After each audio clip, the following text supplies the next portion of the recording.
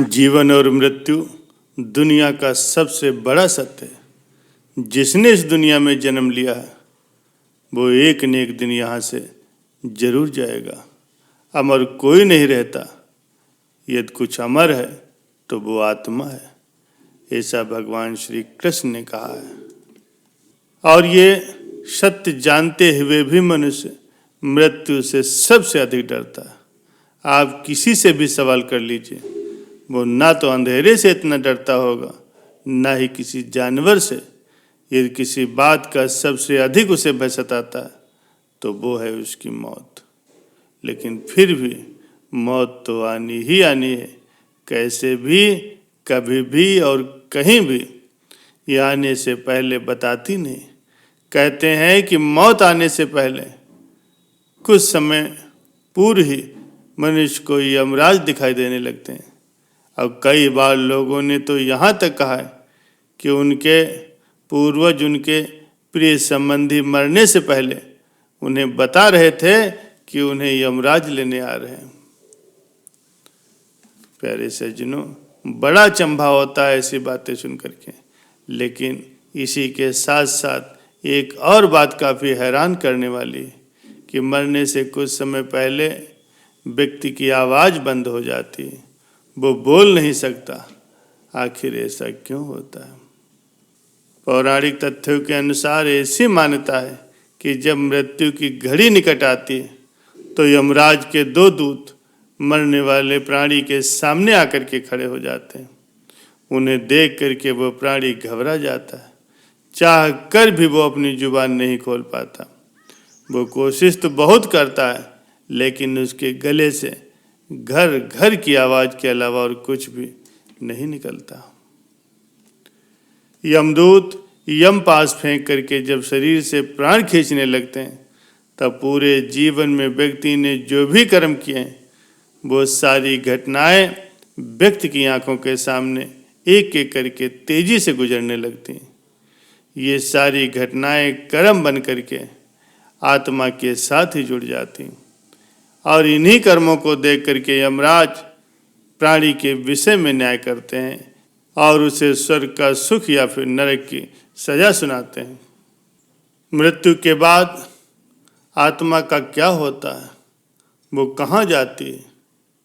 मृत्यु से जुड़ी मान्यताओं और धारणाओं से अधिकांश ही काल्पनिक और मनगढ़ंत और झूठी होती, किंतु समय समय पर इस दुनिया में ऐसे तत्वदर्शी योगी और साधकों ने जन्म लिया है जिन्होंने अपने जीवन काल में ही इस महत्वपूर्ण गुत्थी को सुलझाया है। ऐसे आत्मज्ञानी संत महापुरुष समाधि के उच्च स्तर पर पहुंच करके समय के बंधन से मुक्त हो जाते हैं, यानी कि कालातीत हो जाते हैं। इस कालातीत अवस्था में पहुंच करके वो आसानी से जान जाते हैं कि मृत्यु से पहले का उनका जीवन क्या था और मृत्यु के बाद जीवन की गति क्या होती। ऐसे ही पहुँचे हुए सिद्ध योगियों का स्पष्ट कहना है कि काल ही की तरह जीवन भी असीम और अनंत है। जीवन का न तो कभी आरंभ होता है और न ही कभी अंत। इस दुनिया के हर इंसान के मन में कभी न कभी ये प्रश्न जरूर उठता है कि आखिर जीवन और मृत्यु का रहस्य क्या है।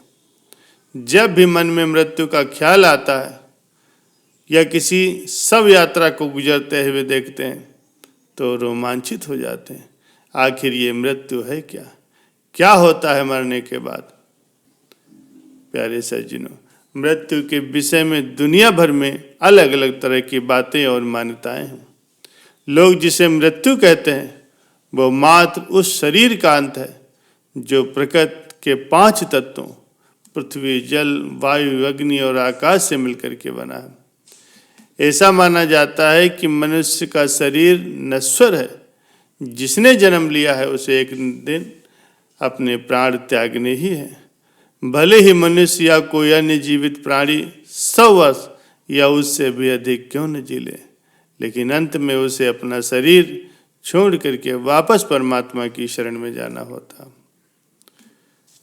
प्यारे सज्जनों, यद्यपि इस सच से हम सभी भली भांति परिचित हैं, लेकिन मृत्यु के पश्चात जब सबको अंतिम विदाई दी जाती है तो ऐसे में आत्मा का क्या होता है, इस बात को अभी तक कोई सही नहीं बता पाया।